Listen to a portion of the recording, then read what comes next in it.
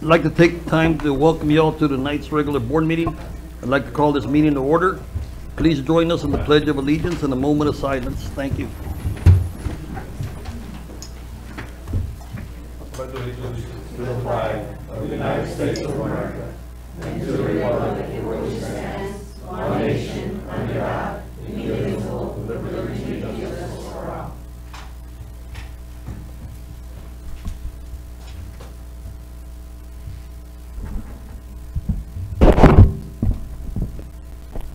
Tier 4, and he meets the requirements. Mr. John Billman, 10 hours. In Tier 2, Tier 1, 0 hours. Tier 3, 35.25. He has completed the Tier 4 requirements, and he meets the requirements.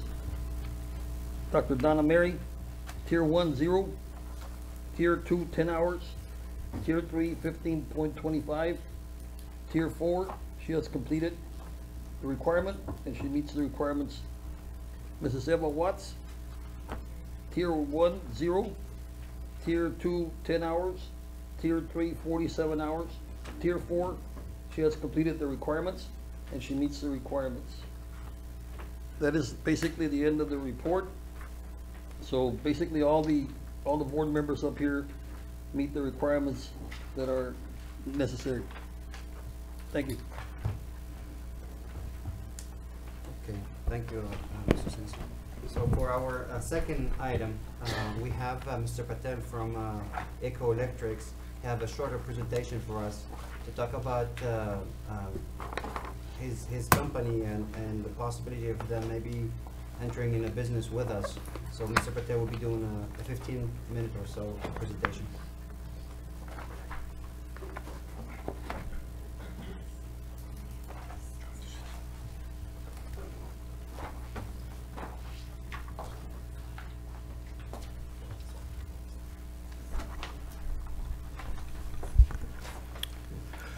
Good evening, everyone. Thank you for your time. I just wanted to present this new technology, the benefits of solar electricity, to the District of Donna Independent School District. And what I will go through is a series of slides that basically highlight the amount of electricity cost that the district incurs on an annual basis, and how can solar technology benefit district in saving money on that electricity cost. So just a little bit of basic why solar electricity. You may have heard quite a bit about it on national TV news, etc., different parts of the country going solar. One of the main reasons is the cost of electricity, as we know of it, continues to rise year on year. And this is just a graph showing that electricity since 1960 up until now. And over the last 10 years, that increase has been about 37%, so almost 3.7% per year. And over the last 30 years, 85%, so 2.8% year-on-year increase in electricity cost over that period. The main benefit of solar electricity, it's cheaper compared to the conventional electricity that we buy from our electric grid. And this graph basically shows that the blue here is showing anticipated or projected electricity rate over the years, and the red showing the solar rate. And because the solar electricity is cheaper, the difference between the two is the savings that the district can realize by implementing the solar technology. The program that we have to offer, it's quite unique and advantageous in that there are no capital cost on the part of the district. We own and operate and install the equipment, so there is zero capital cost from the district's point of view. We start with a lower electricity rate than what the district currently pays, and that results in immediate savings from day one. Third, that rate for solar electricity is locked in for 25 years. You may notice even at your home or even in businesses that every 2-3 years you renew the electricity contract, and that rate can continue to go up. In this case, the solar electricity rate could be locked in for a period of 25 years, ensuring predictability and as well as enhanced savings year on year as time goes on. Fourth is no hassles. Because we own and operate the equipment and our interest in making sure the equipment produces maximum amount of solar electricity, we also operate and maintain the equipment at no cost to the district. The systems are fully insured, so if there were to be any damage, doesn't happen, but if there were to be any damage, it would be completely covered by our operations. In addition to that, the district has an option within this agreement to purchase the system if it had the ability and the funds to do so at year 6. And if the district did that, then the savings would even increase beyond what we would start off with in the initial years. There are additional benefits of solar. There could be in terms of canopies. So if you're thinking of, let's just show you some brief examples of what they look like, but covered parking, playground areas, where you can turn outdoor areas into covered structures, and we erect those structures at no cost to the district, and the district essentially is benefiting from solar electricity that is produced by those structures. So they could be in terms of canopies. The second type of infrastructure updates could possibly be facilities upgrades. So one of the conversations we've had is, for example, if district doesn't have a budget to, let's say, purchase new air conditions or a new roof, then the savings that you would incur over the years, we have the ability to bring those savings and pay that to the district upfront, which would allow the district not only savings residually year on year, but also get you a sizable amount of cash upfront that you can utilize to upgrade facilities if there are challenges in the budget. So those are just additional infrastructure update that can happen as a result of solar. And the last point here is educational and training programs. This is a growing field in the United States, in different parts of the country, very high-paying jobs. So this kind of program, we have curriculums that can go along with this, great for high school age students as well as adults within the community if they were to be wanting to educate themselves in this field and enroll themselves in these high-paying career jobs. And that's another advantage that we would bring to the district at no cost. So we collected the electricity data that was available to us as to how much money the district spends in electricity cost across all of its campuses. And you see the summary of it here. It's about $1.5 million per year in electricity cost per year. And that yields a rate of about 11 cents per kilowatt hour. That's what the district is paying for the electricity cost. And the three different categories that we picked initially, we still need more data and monitoring to do a comprehensive analysis on the rest of the rate structures. But if we just pick the three out of that table, it's about $602,000 and a similar rate structure, 11 cents per kilowatt hour. So when we start with that rate structure and when we implement solar, we're 11 cents versus solar, we could start off with 6.9 cents per kilowatt hour, and that's what I initially explained as cheaper cost of electricity to begin with. And that results in a savings of almost $71,000 per year for those subclasses of meters. And if we expand our study and put monitoring devices on the rest of the facilities, then this savings could potentially go even higher. So that's the savings within the first year. But because the solar electricity does not increase year on year at the same rate as conventional electricity, there are more savings coming down the road. So this table here on this slide essentially shows a 25-year projected estimated savings compared to what the district would spend buying conventional electricity versus solar electricity. And that's a cumulative savings of almost $5.2 million over the lifetime of the solar system of 25 years. And initially from our studies, it would be spanned across these 9 campuses that we have initially identified immediately in terms of the first phase of implementation. And then once we have the ability to put monitoring device so that we can measure the load profile of each facilities, then we can expand onto this list, and which would incur even more savings for the districts in the years to come. So just in summary, the solar in a very bottom line way or a very simplified way is essentially purchasing electricity that is cheaper than the grid electricity, and that electricity is generated at your own campuses. And that's pretty much it in a simplified form. You're paying 11 cents right now for electricity. This benefit would be made available to the district at 6.9 cents, resulting into savings during the first year and many, many more years to come. So at no capital cost, the district does not spend a penny in investing in any of this equipment. We take care of the operation and maintenance. The savings are highlighted here.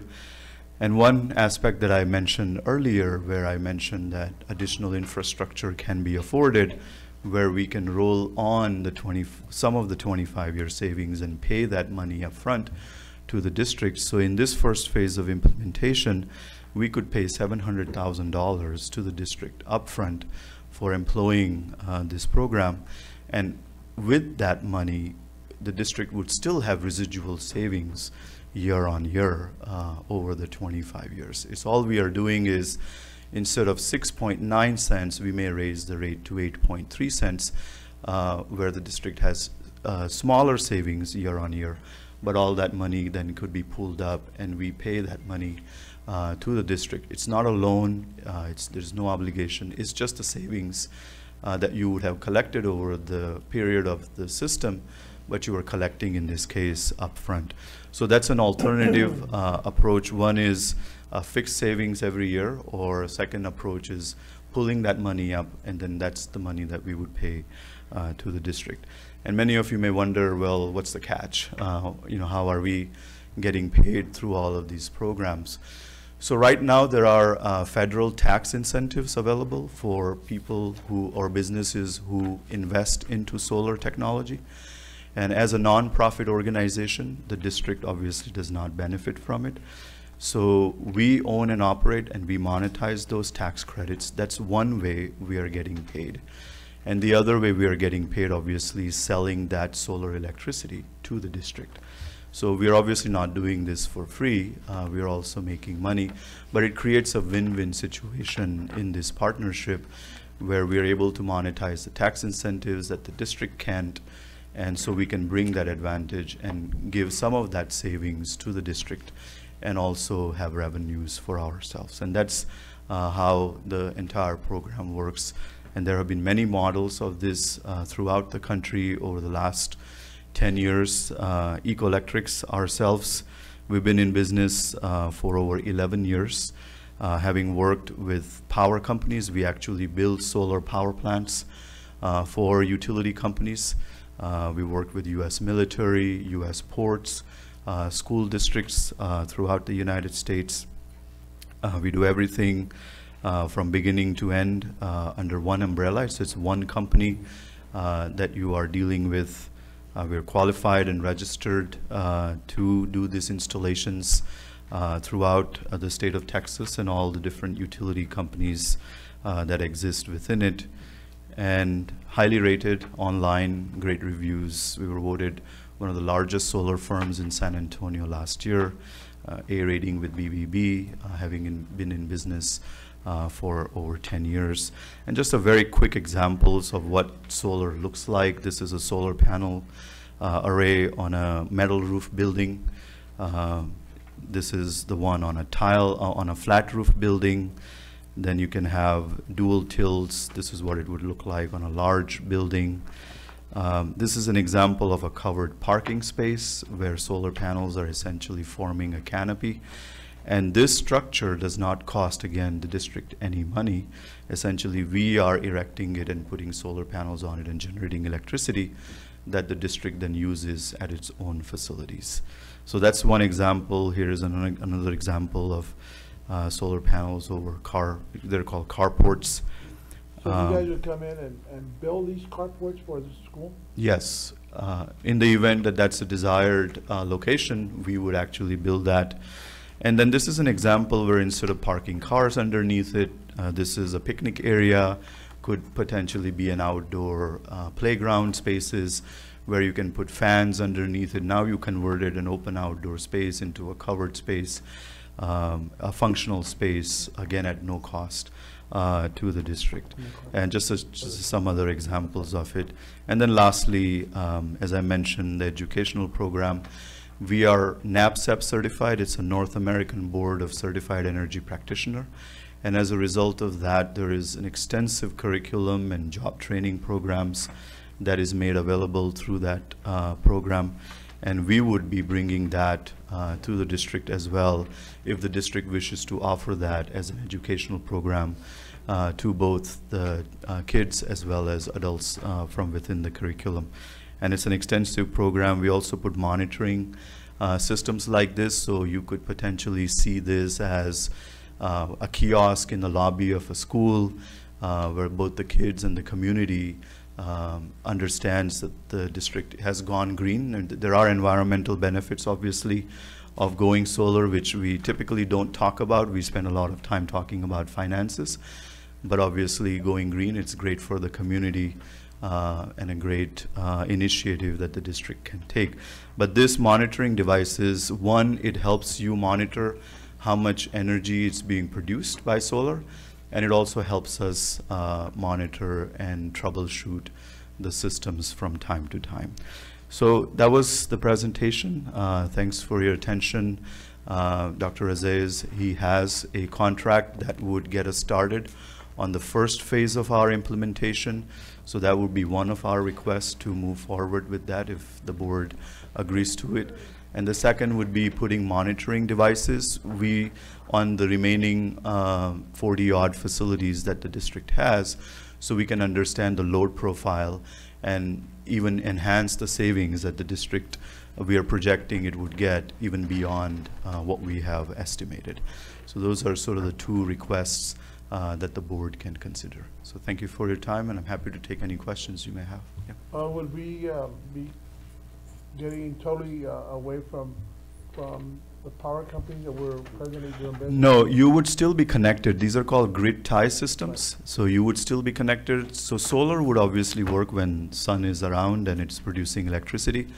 When there is no sun, then you are still getting your power just like you do today from Hudson and AEP. So you're always connected to the grid. So in the event, again, this doesn't happen, but if, let's say, solar didn't work, district would not lose power even for a second. You're always connected to the grid. It's just that when solar electricity is available, you are using that first because it's cheaper before going out to the grid and buying that energy. I read something where when you're tied into the grid and you have a solar panel and you're actually selling or creating excess energy, the energy is going back through the system? Yes. And would you guys be selling that back to, say, CP&L or? Yes, so we would essentially, if there is an excess production that the facilities and the district are not using, we could use that and sell it back to the grid. So that's the excess energy, like especially during the weekends when the schools are not in session, these panels will produce extra electricity compared to what the facilities. So during those times, we would be feeding that back into the grid. And is that calculated into the? That is calculated in which we would pass on to the district as far as a sell back electricity.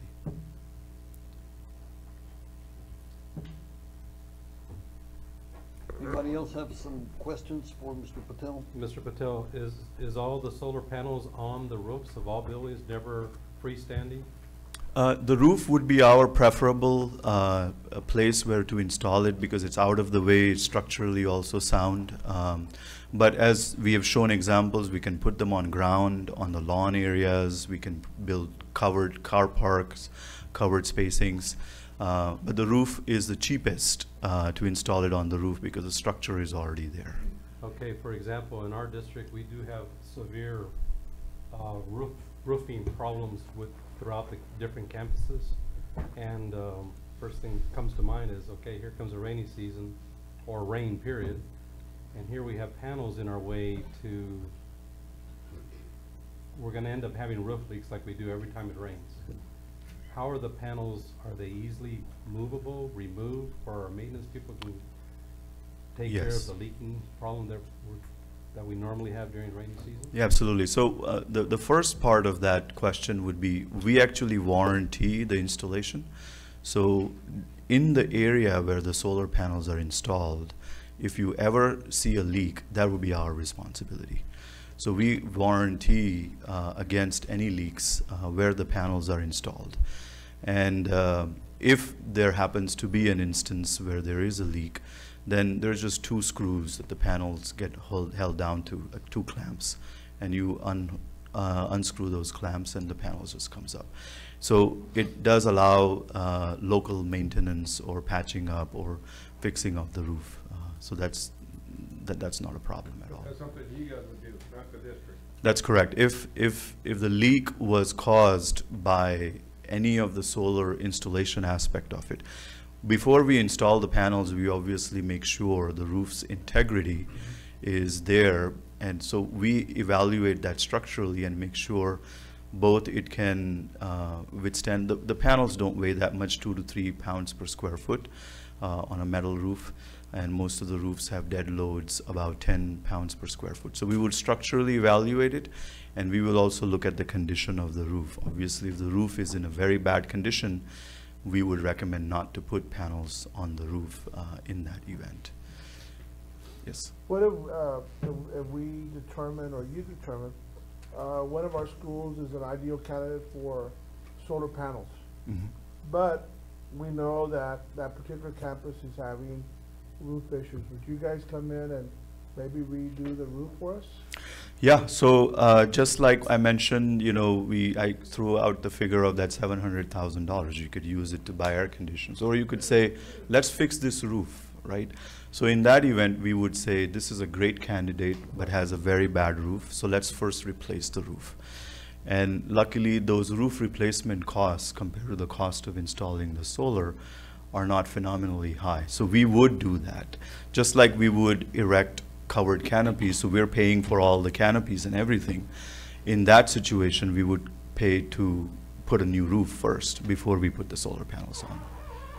So if you have schools which have roofs like that, that may be another reason to say, okay, let's go with this, we get free roof as part of the process. How many districts in the valley are you in now? We currently we've already signed with 3 districts, and we're in advanced negotiation with 4 more districts right here in the valley. But you don't have any right now already in place? Not in the valley itself. I don't think there are any companies who've had solar panel Where is the implemented. nearest district? La Jolla would be the nearest district. We're hoping to get that started within the next month. Okay, but where's the nearest district that you already have these solar panels in place? It would be in San Antonio. San Antonio? Are they storm-proof, like we have hurricanes down here? Yeah, so they're wind tunnel tested up to 150, 160 mile per hour wind, and so they are storm-proof. And again, if the storm were to cause any damage to the panels or the equipment, that would not be the district's responsibility. That would be because it's our equipment, that would be our responsibility. And as a result of the storm, if let's say one of the panels caused a damage to the roof or the school property, then that would also be covered by our insurance. I think what I would want to see is how this fits in with like our short and long-term plan for facilities maintenance. I don't have insight into that, but that's one thing that's on my mind right now, is I would want, it just feels like we're always juggling which priority, where should we go first? And, you know, cause implementing anything new does take like staff time, so that's just one thing on my mind is where this fits into our short and long-term facilities. Right. No, that's an excellent thing. Like, we've identified these facilities, we present them to you. You could say, no, let's not do it here. Let's do it here, based on just that, your short and long range facilities planning.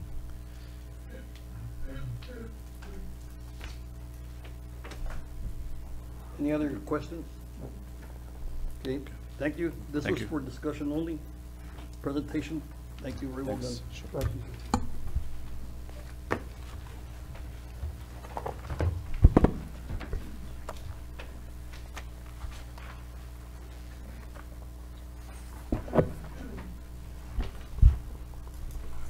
Okay, under open forum, we have, Linda Estrada from NEA report, March to the Polls. And I think we have about 4 people, so we're gonna give you about 3 minutes. Okay, thank you. It won't take long. Good evening, Dr. Isaias, board members, colleagues, community. I left you all the folder with the report of what we lobbied for in DC last week. And I'm not going to go over it. You can read it whenever you all have a chance. The one thing that we did talk about the most with our representatives were about community schools and explaining to them how important community schools are. Basically, a community school is like, let's say, run to decide that they want to be a community school. And so what we would do is we would look for doctors, optometrists, any kind of service that they could offer for free, and not only for the children, but also offer those services for the families in the area around there. And so there's some more information in there, and you can go into myschoolmyvoice.nea.org, so you can get some more information about that. It's something that we could probably look into. I do want to talk to Dr. Aziz about this a little bit more. And second is the March to the Polls that I spoke about last month. We are going to have a March to the Polls on October the 27th, and we're trying to rally everybody up to go vote. And so, and it's vote education first. Again, voting for pro-public education candidates. And so we're just asking you all to join us in the rally, and then march to the polls for early voting, and please bring your photo ID. Thank you. Thank you. Okay, Susan Story, Human Resources. Sí. Buenas tardes. Escribí una carta para no perder el detalle de lo que está sucediendo. Esto concierne a la Oficina de Recursos Humanos. Mi nombre es Susan Catherine Story.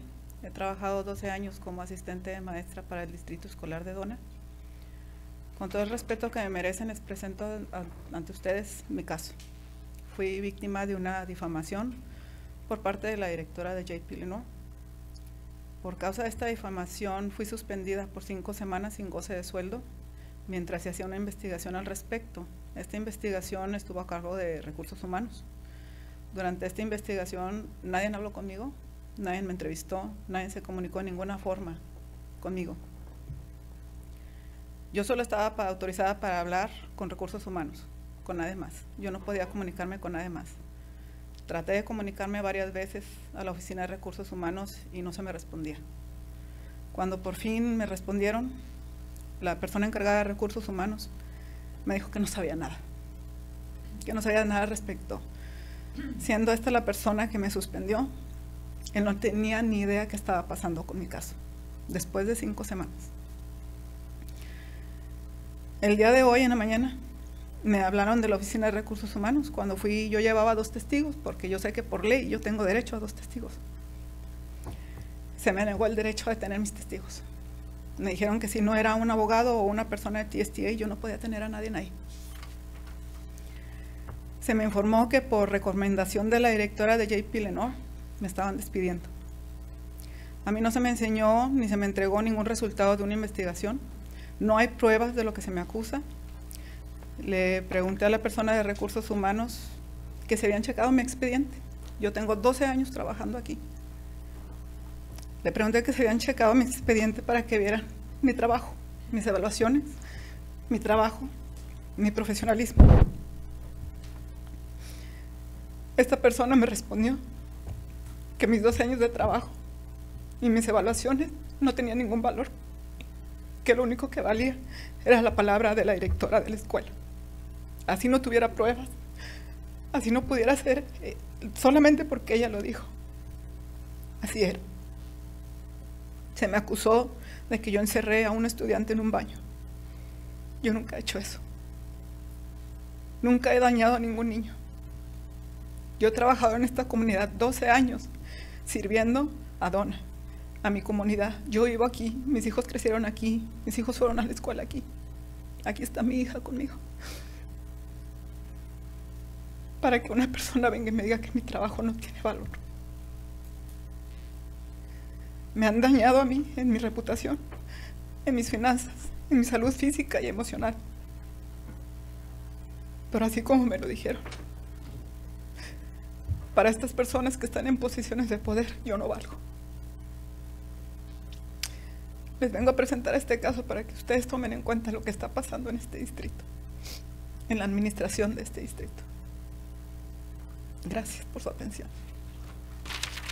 Thank you. ¿Me tengo que quedar aquí o me retiro? ¿That's it? Mande. ¿Me van a hacer alguna pregunta? No, no podemos responderle ok. a usted. Ok, gracias. Brenda Hernández. I just want to give testimony real quick on my mom's 12 years of service with the district. I have asked her every year just how she pushed us to go to school, me and my brothers. One of them already graduated. The other's going to school to be a teacher, and I'm going back to school to be a teacher. And she inspired that in us. Every year I asked her, go back to school, Mom, just how you pushed us, go back to school, become a teacher. And she told me every year that she loved her job and she felt that where she could best reach her kids, because that's how she calls them her kids, is in the position that she was at, that she was given a grand position to be able to reach them the best way that she can. And for her to be accused of doing something to a child like that, me being her child, me growing up with her, knowing that she's not that person, it's just horrible. And it's horrifying because I have to see that, and I see her every day, and I see her cry every day, and I see her wait by the phone every day thinking that someone's gonna reach out to her and help her and tell her, hey, something went wrong here. And that's not the call that she got today. The call that she got today was that she was let go because that's how it had to be, because that's how somebody wanted it to be. And I don't catch it right. I don't catch it fair. I don't understand how that just happened today to my mom. I really, really, really, really hope just from y'all that you can just look into her situation, see what went wrong, and help her fix it. Thank you for your attention. Thank you. Narcedalia Núñez. Su servidora.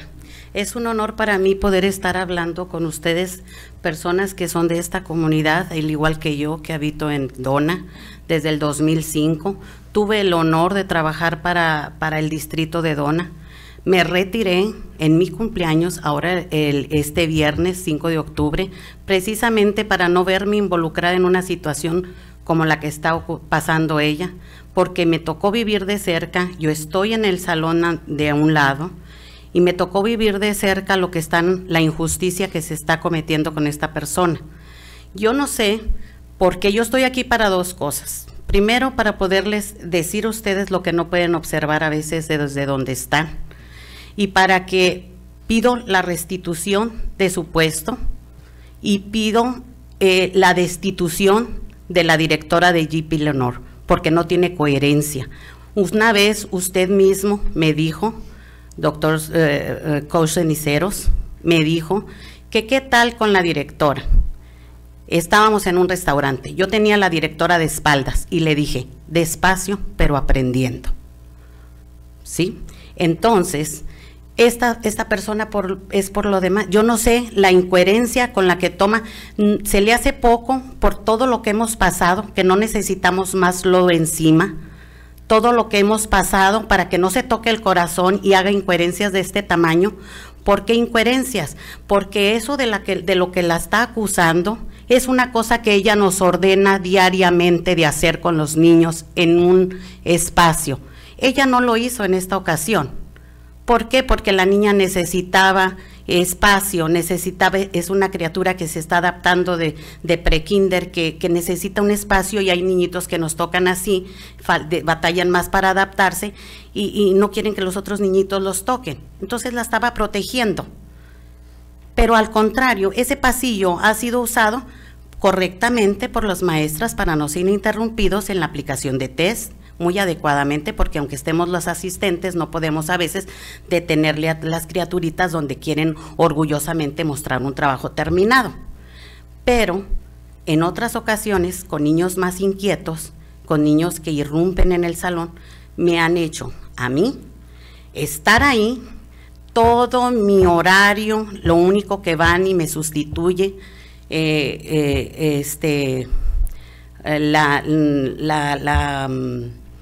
la subdirectora, no puedo mencionar nombres, la subdirectora y otras personas de administración me sustituyen para que vaya a tomar el lunch. Entonces, es aplicable para unas personas cuando conviene y para otras no.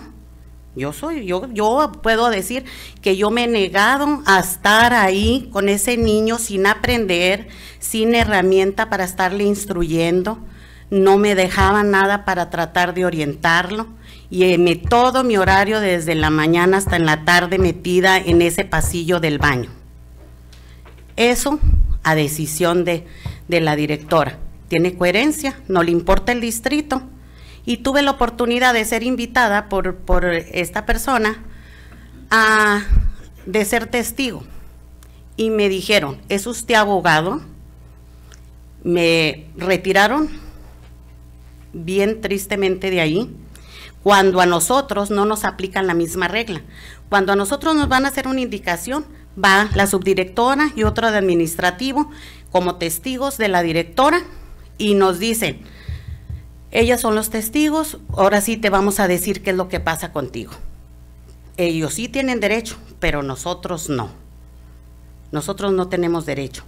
Entonces es tierra de nadie. Esto es una cosa que no puedo tolerar. Yo pago mis taxas, yo sé que hay muchas buenas personas y honorables como ustedes. Por favor, no dejen que este distrito se manche, límpienlo. Gracias. Bien. Thank you. Gracias.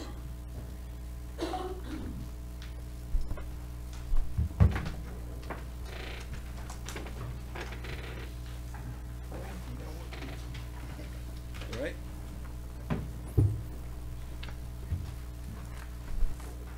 Okay, under business and finance.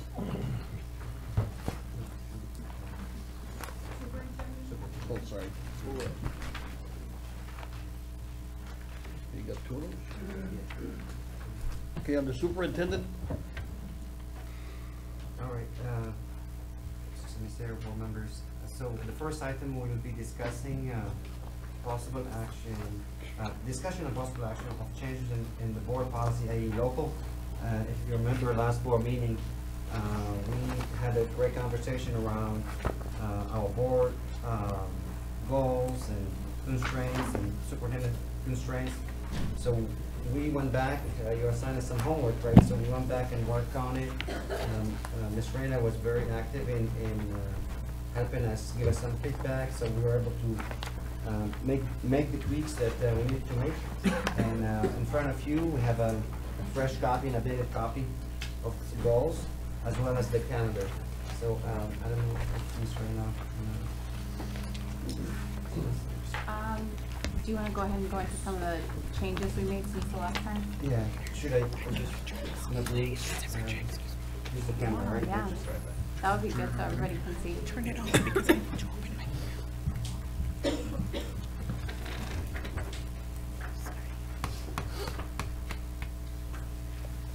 So, just a quick highlight, you all, what was different than the last time when we talked about it, which we're gonna go into more details, but on page 2, so student outcome goals 1, 2, and 3, that's gonna look very familiar. Those remain the same. We did some tweaking on the goal progress measures, so we'll get to that. But the overall student outcome goals, the same as what you saw last time. The board constraints for the superintendent, we clarified in that board constraint number 1, the superintendent shall not hire any new campus principal with fewer than 3 years of demonstrated successful experience in campus district leadership role. If you remember, we talked about that. The superintendent suggested that go from 2 to 3. And then the other, so that's the big ones. And then the other place I want to say is under board constraints on page 3. The thing that you'll see different here is 1, during regularly scheduled board meetings, the board will not spend less than 50% of items invested in progress monitoring the board's student outcome goals or setting student outcome goals and goal progress measures. So that is one that speaks to how we use our time. And then the third one, which superintendent will speak more to, is we have some actual numbers around cost of staff time spent on governance. And I've got some questions from folks from the community on like what that means. Essentially, it's looking at how much time are staff members spending on getting stuff together for the board meetings. We want to make sure as much as possible that that number is going down, because time that people are spending for the board is less time they're actually doing things directly for the school district for students. Correct, and I totally agree. So that's really the purpose of that that goal, is to minimize the amount of time spent on like paperwork, and actually spend more of that time on instruction in the classroom and in the schools. And so the way it was calculated is we figure it, and again, this is like just surveying people. We figure that in average, people will spend about 12 hours per week in preparation for board meetings. That's when you accumulate, when you add everybody, right, time. And then you do like what, maybe $40 an average hour, right? Like depends. So you're looking at $5,400. That's how much it costs our taxpayers, right, just to get paperwork for the board. And so our goal is to reduce, instead of 12 hours, let's say 3 hours per week, which is reasonable. So that will reduce it. So you divide that by 3, you end up with $1,800. So that's kind of like how we calculated the math. And so again, less taxpayers spend on preparation of paperwork, and more time spent on actually things that will help improve our student outcomes. So let me highlight a couple of other places that, again, have changed since you all last saw this last draft. Is on under student outcome goal, it is page 5.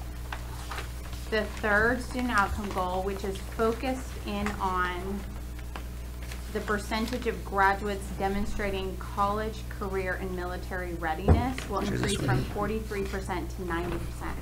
I'll tell you, I'm excited about all of these. This one in particular, again, this is where you all remember the comparisons to other school districts. This is the place where we almost like have the furthest to go, that other school districts around us are further ahead than us. So we thought, we kind of went back and forth for a few times with Mr. Donna, superintendent, and I, on which 3, because there was multiple metrics under this. And where we landed was a focus on the Texas Success Initiative. Secondly, the industry-based certification. And then third, AP, IB, and dual enrollment credits or an associate's degree.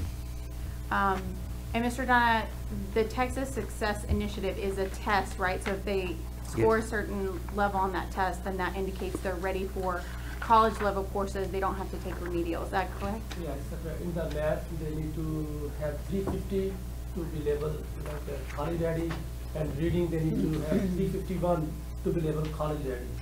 So have to be both. Have to be both. Math and reading. I'm sorry. So these are pretty ambitious, and then even when you look at the whole of them, but really, if we meet these in 5 years, like we will be leading. Yep. Not only the valley, but I think what's possible for kids like ours in the state of Texas. just we need to keep in mind that the AE local, once we approve them, if we decide to approve them today, then we have to stick to them for 2 years, because that's one of the constraints. So that's why it's so key that we're all on the same page. My question is this, is it obtainable? It's nice to be able to put a number, a magic number down on the paper, but, I mean, is it attainable? Can we actually reach it? I mean, based on current standards? I think if we align, okay, if these are our goals. If we adopt these goals as our goals, right? District board, district goals, right? So everybody is behind these goals, and if we align our resources to match, in other words, puts our money where say this is what we're gonna do. Here's how much we're gonna have to spend on this or that. I think we can make it happen. Now we have to keep in mind, though, the EA can change, the things at any time. So hopefully it won't change it for the next 2, 3, 4, 5 years. But if they do change things, we have to come back again and discuss or adjust if needed. But I think if we align our resources, and resources not necessarily just mean money, but also make sure our teachers are equipped with whatever they need, whether it's training or materials, etc. Then we can make it happen. We can definitely make it happen. Is this a goal that where's my directors out there, that we can convince our teachers, because that's, at the end of the day, that's where the buck stops. It stops with the teachers. I mean, we can make all these magical goals, but if the teachers aren't buying in. Correct. It's definitely, we need to have our teachers behind these goals, and us behind our teachers, supporting them and providing them with everything they need. There's no doubt about it. Yes. I can share as well too. A couple years back at the middle school level, for example, we had alpha readiness classes, and our students have improved so much that those classes now are almost obsolete. One of the things you all approved back in July was a 4-year agreement for Imagine Math, Right. of which there's a TSI math pathway on there that students can use 24/7 from anywhere. Yeah. And every single child in the district now has a login credential for that. So Right. Thank you, Mr. Watson.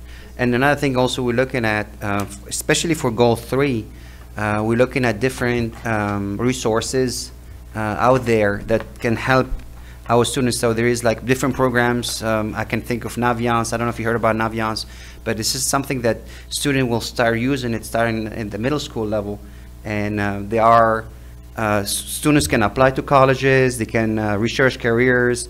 They have a PSAT and SAT and SAT preps. So all in one spot. And things like that obviously we'll have to train our teachers and counselors, and we have to be consistent with anything we do. And if we come up with all these resources that can help our teachers and our students and our counselors, I think, but again, we have to put our resources and put our money where the money where our mouth is. If we said this is important for us, we want to achieve it, then we have to put the resources behind all this, and we can make it happen. Well, and here's the other thing I think that's going to really help is that, this is the first time that this board has ever done this, set like student outcome goals, right? Not just this board, this group of people, but the Donna ISD school board. And the way I envision it trickling down is that we have these 3 big goals, and the superintendent has his goals that we're using to like monitor progress, and then that will then fold into the principal's goals, and then the teachers and the subject area goals. And I think that this is going to help us really pull in the same direction, because we're all kind of looking towards our vision. And I think that these goals are like reflective of our vision. Right. The reality is there's some school districts, what was it? I have to get on my data, like PSJ is already close to 80 something with the college career readiness. So I definitely think these are feasible. Right. And PSJ and Dr. King, they've been at it for almost 10 years or more, I think. But ours is, we wanted to get it done within 5 years. So even exceed their goal. It's going to require us working very hard, and again, putting our resources and support behind our teachers. And again, it's possible, but we have to support them, and we have to train them, and we have to give them whatever they need.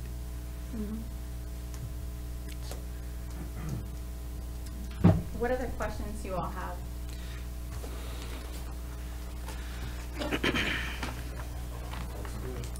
All right. Other questions? Nope. Yes, this will be an action item. On the calendar. I think it's the next item, right? I didn't bring the agenda. Yeah, that's another. Oh, it'll be Yeah, it's in the the next next one. item. I know, Okay, here we I go. know you all don't have this, but I mean, based on what we've been talking about at multiple boards, any questions or thoughts, comments out there? On the, I'm a teacher at Todd. As far as the goals go, I was concerned that, of course, as teachers, in order to be on board, they need to be clearly communicative with us where we're at. And I think that in the past, that hasn't necessarily been done in the most advantageous way. I won't say that it hasn't been done, but what can we at the middle school level do to help reach those college, you know, what can we do at our level to help move it forward? And I think that that's really important. Yeah, good question, very good question. So we started actually that conversation. We went, we did start doing a TPAS goal setting for our principal, right? The appraisal system for principals is called TPAS. And so we've done 22 campuses, 22 appraisals. And obviously these goals weren't approved, so we couldn't possibly start sharing it per se. Here we go, this is how we're gonna work. So, but with conversation, what I'm trying to say is the conversation has started when we met and did those TPAS beginning of the year or goal setting for our principals. Many of them actually knew about our board goals, and that they didn't know exact numbers what we want, but they knew, for example, that for lower grades, so for elementary principal, they knew that for K through 2, they needed to work on improving or increasing the percentage of our students who are actually reading or above grade level. They knew also for our middle school principals, for example, and high schools and elementary, they knew that 3 through 10, they have to focus on STAR and EOC, to make sure that more of our students, a bigger percentage of our students actually score in meets. So that conversation, what I'm saying is the conversation already started. My goal, our goal is, once our board approve this, is to have even bigger conversation.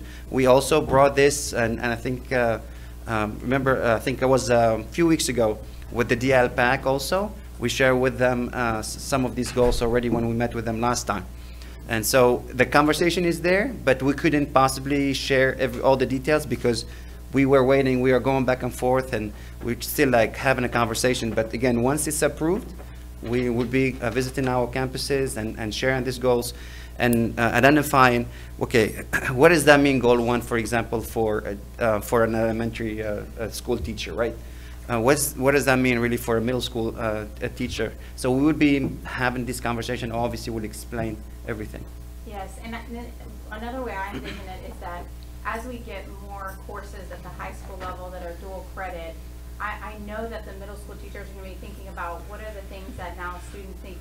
Now because we have more options for students at our high school, we have calculus, more sections of calculus, all these things. I feel like that's gonna, middle school teachers will be thinking about what do I need to be doing at my level so that they are on track to taking geometry, whatever sequence of the math so they can get to calculus. Correct. And I want to say another thing too, and since we're talking about all this, is another thing I started doing this yesterday, is doing the listening and learning tour. So I met yesterday, was our first meeting. We met with Rivas and Cáceres, a group of teachers from Rivas and Cáceres, and also a group of parents from Rivas and Cáceres. And we're going to be meeting with more of our parents and teachers. The reason being is also to get some feedback, some input for them. And once we compile all that data, that input and feedback from our parents, our teachers, and our community, along with these goals, really what the purpose and the focus will be to create a 5-year strategic plan. And so the 5-year strategic plan for our district the goal of the strategic plan is to reach these goals by 2023. And the way we're going to go about it is will be obviously a collaboration with our teachers, parents, community, our board members, everybody, so we can come up what we're going to need to be doing at each year, whether it's an elementary, middle, or high, and where's everybody's role, if you will, because everybody will have to be. It takes a village, and everybody has to be doing a part of this in order for us to achieve the goals.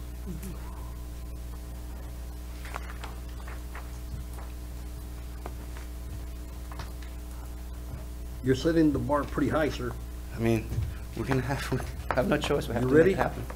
Yes, sir. You ready for the challenge? Yeah. Be ready. Yeah. You ready, We Mr. gotta Rana? try.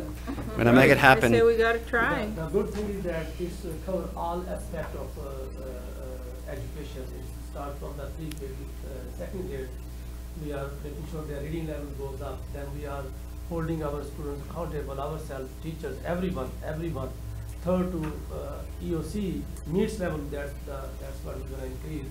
And then we wanna go to the high school. We wanna see not only focus on the star. We wanna see our students are either college ready or the industry ready.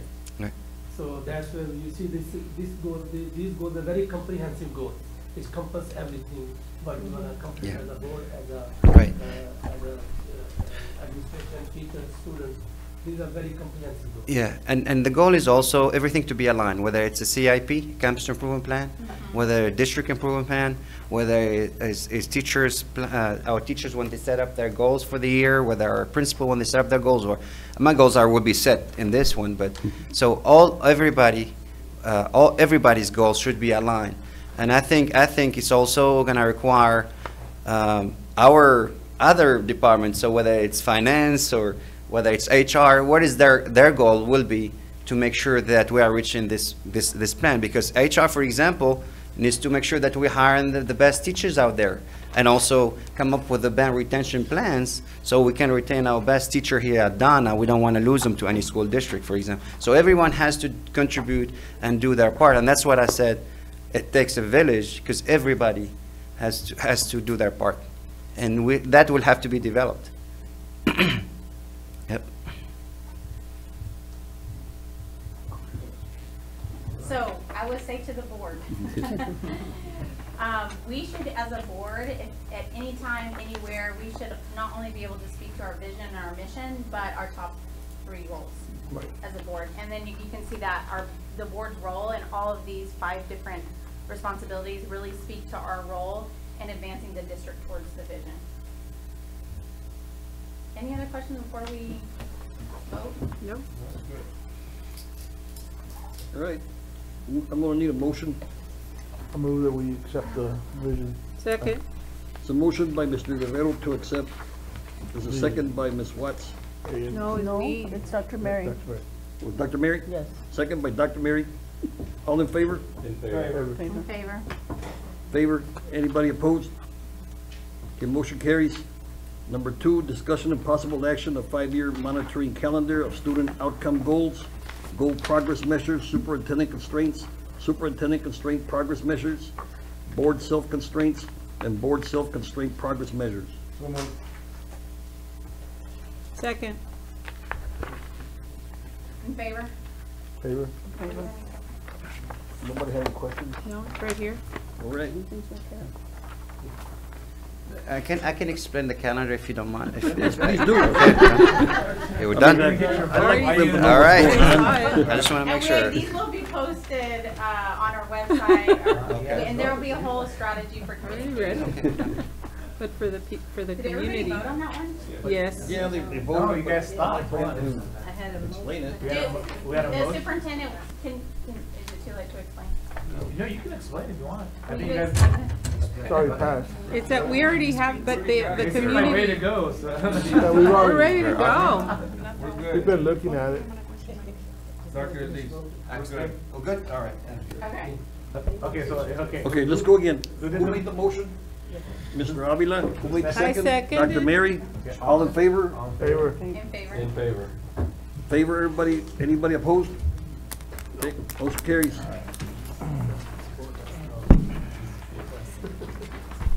This will be posted on the website? Okay. Will this be something, You gotta take conference over. how soon can we start getting this out now that we've approved it to our staff? Tomorrow. Okay. And it'll be officially updated in the policy where you literally go to all your policies. So usually we would like to have it shared, right, as far as policy. Right. We want to make sure TASB and everything, right? So we usually, before we post it in our policy online. Go ahead, Mr. Chair. When you submit to TASB, they'll review it. If they have any questions, they'll communicate with the superintendent and I. See if they have any concerns, we'll look at it, not what they have is good, and we'll put it up. Yeah, usually we do that. It's usually pretty good. So our staff is ready to roll on this one. And we can post it on our website, but again, we have to make it like, I guess pending, I guess legal review. And our Deputy Commissioner, AJ Cartel, will be happy to hear that we are finally. Yes. On the road to success. All right, Business and Finance, discussion and possible action on resolution of annual review of non-ISD investment policy and strategies and annual investment report. Good evening, Dr. Zayas, members of the board, ladies and gentlemen. We're here to review the annual investment report. Before I go into detail in the report, I'd like to request a change on the wording of the item. I'd like to remove the last part where it says an annual investment report. At this time, we will be going over the resolution, the annual review of the investment policy and strategies. The annual investment report will bring at a later board meeting with an update on our local policy as well, for your consideration. Okay, so if you look at page, I believe in the page 1 or 71 on the agenda, the investment report. Oops, sorry. That.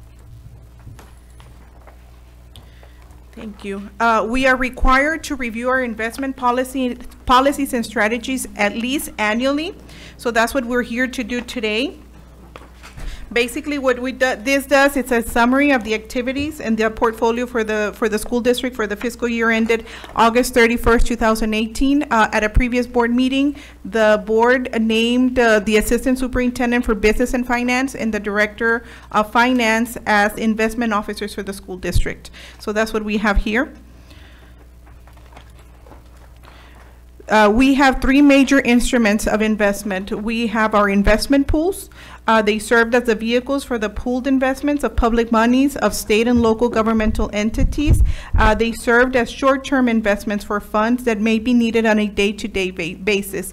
So basically, these are very liquid holding places, not like a certificate of deposit where you have a term, like a 6 months or a year, and you can't access those funds until they mature. With a pool, you put your money there, you earn interest, but if you need to withdraw on a daily basis, let's say that you're going to have a payroll run and you need to cover your payroll, well, your money sits there, earns interest for that amount of time, and then we're able to pull it out as we need it and use it, but still earn that money with the investment pools, as opposed to a checking account, which has, no or very little interest rates. The next instrument that we use is a depository checking account. And those are your typical check accounts that we all have. And then we have the certificates of deposits. And these are the ones that I was referring to, where they have dates that they need to mature, and you can't have access to those funds until they mature, or you pay a penalty for early withdrawal. So those are the three major instruments that the district uses. We're going to go over the compliance review and see if we were compliant on these different categories. These are required. Investment securities, yes, we were compliant with the Public Funds Investment Act. The certification from brokers and dealers, we did have that on file. Training, we have the investment officers have the training that it's needed. Diversity, we do diversify in the three different areas, whether it's a pool or a CD or our checking accounts. Liquidity, we do maintain enough liquidity on our portfolio. The bulk of our investments are in the pool, and I'll go into more detail in a little bit. Maturity, we are in compliance. The standard of care is in compliance. The collateral pledges, that's something that we check daily, that is in compliance as well. Required credit ratings, it is in place, and internal management reports is also in compliance. So annually, the school the Board of Trustees needs to review 3 items. And one is that you need to review these policies and investment strategies at least annually. It can be done more. It is traditionally done annually. And it is also need to adopt a written resolution, which is also included in the presentation. You must approve the independent sources for investment training. We had already submitted that for your review at a previous board meeting, but they're also included in this report. And you should also shall also review and revise and adopt a list of qualified brokers, which are included as well. And then if you don't mind, I'm going to skip over to page 8 of this report. And if you look at a review of the activities, so for the fiscal year 17-18, the district, the general operating fund received approximately $159 million in local, state, and federal money. These funds were managed throughout the year and invested in the different instruments the district uses. As of August 31st, 2018, the ending book value of the district's portfolio was at $68,278,832. And the yield for the district's portfolio was a little over 1%, with a total interest rate of $746,000. While the pools earned about 1.45 interest rate for the fiscal year. I'd like to point out that $746,000, it is a vast improvement from, and I'll show you a 3-year report so you can see how much last year the portfolio did very well. As for the performance, if you go to page 10, and you'll see there on that pie chart, the blue area is for our investment pools. The CDs are in red, and the green are bank checking accounts. You can see the majority of the district funds are invested in the pools, 65%. If we will move to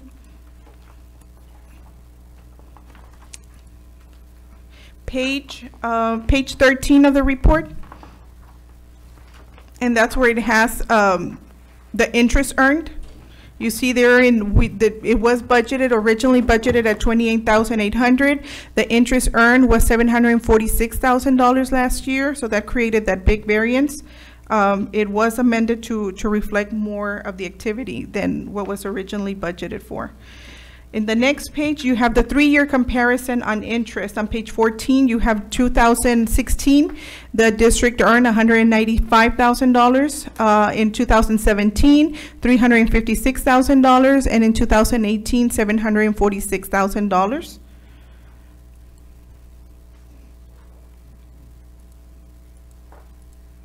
And I'm just gonna go over 2 pages on this report on number 16. And these are the monthly investment reports.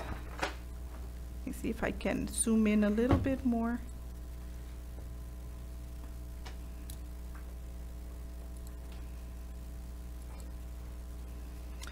You see there the beginning balances, or I like to point out the different investment pools that we have. We start with the major one, and that's the text pool. That's where we hold most of our money. At the beginning of the fiscal year, September 1st, 2017, we started with $41.7 million. Plains Capital, that is the new bank that the district went into, the new depository last year.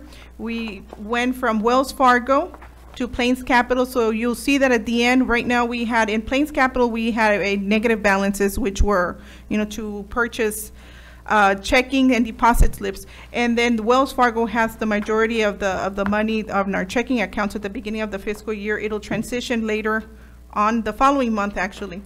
And then at the bottom, we have our certificates of deposits, and we have $3.7 million for a beginning balance of $60,462,000.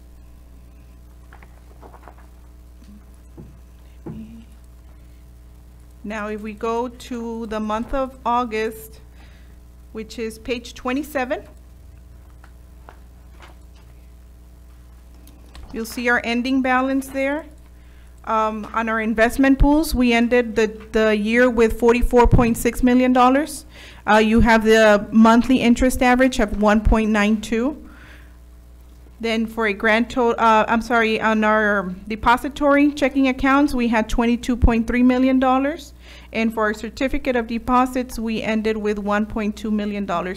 You'll see that we have a lot less CDs than when we started in September. What we're doing is that since investment pools, actually, if you look at the interest rate, are paying more and they are more liquid, we are no longer investing our money and certificates of deposits. We're moving them into the pools as they are more liquid and we can access that money daily if we need to.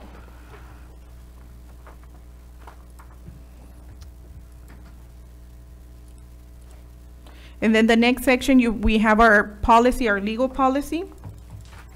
We don't have any changes on legal. And then we have our local policy that right now we're not bringing any changes. We are recommending a change and we'll bring it for your consideration at the next board meeting. And then our investment strategy statement, it begins on page 56. And it just goes through the whole strategies that the school district uses for investing the funds. The delegation of authority, of course, it's delegated to the superintendent, who designates the assistant superintendent of business and finance to directly manage the funds. You have already appointed at a previous board meeting the investment officers for the school district. It goes into the ethics and conflicts of interest. The training required, like to make a change. One of the changes that we'll be making is that we are changing the hours received from requiring 10 hours to 8 hours, as that was changed by the state. So that's the change that we're thinking of bringing for the local policy in the next board meeting. Have our debt service, capital projects, our agency funds. If you have any questions on anything that was presented.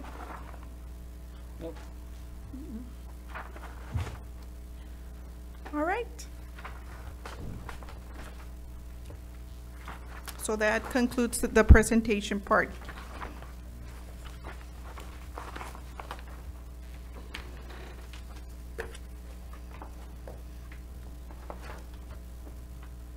Another part? No. Oh, okay. That concludes my presentation. A lot of pages. I'm good. Yes. Any questions? Nothing? If you have any questions on, I think the portfolio did very well with the interest. As you can see, it doubled, more than doubled from last year. So it's because the interest rates are picking up, so. All right, thank you. Thank you. Okay, moving on to consent agenda. No, we need a vote. We need to vote on that? Yes. Need a motion then. I move. Motion by Dr. Mary, Second. second by Ms. Reina. All in favor? Favor? In favor. Favor? Motion carries.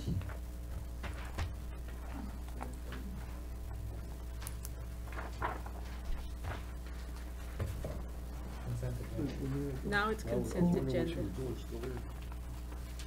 Okay, moving on to consent agenda.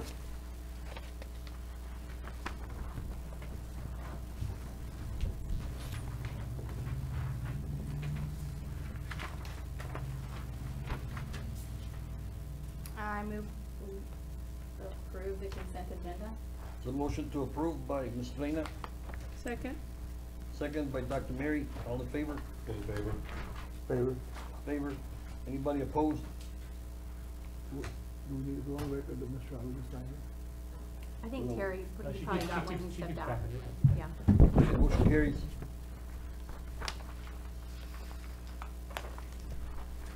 Next thing, executive session as authorized by Texas Government Code Sections 551.071, 551.072, 551.073, .074, .075, .076, .082, and .083, and .084. Time is 7:18.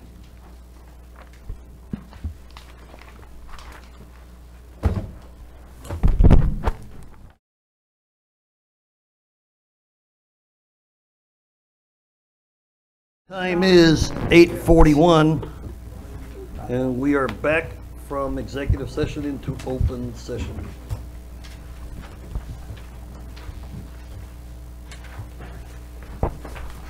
Okay, discussion and possible action to approve superintendent's recommendation of personnel, approval of recommendation for professionals, paraprofessionals, and auxiliary personnel.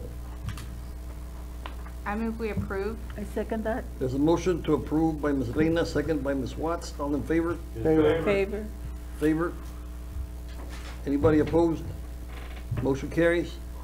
Letter B, discussion and possible action to approve the pending or contemplated litigation settlement matters and/or matters where the professional duty under state board requires private consultation with the school attorney. Not yet, sir. Still stands. All right. Discussion and possible action regarding separation resignation agreement regarding Don ISD versus Maria Gomez, TEA docket number 167-LH-07-2018. And you want to maintain your motion? Yes. It's a motion by Mr. Avila to approve, A second? second by Ms. Reina. All in favor? Favor. Favor? Anybody opposed? Okay, motion carries. Need a motion to adjourn? Ah, they beat you, Eloy. All right. Motion by Dr. Mary. No. No, it was you? Wow. Motion by Ms. Watts, second by Eloy. All in favor? Favor. Anybody opposed? Favor, motion carries. No. Meeting is adjourned. Que no, ahorita no está oyendo. So which one do you want? My ride's over there. Yeah, bring all the You pie. have to, Okay. Bring the pie, bring the pie. Okay. You got your Uber? Right.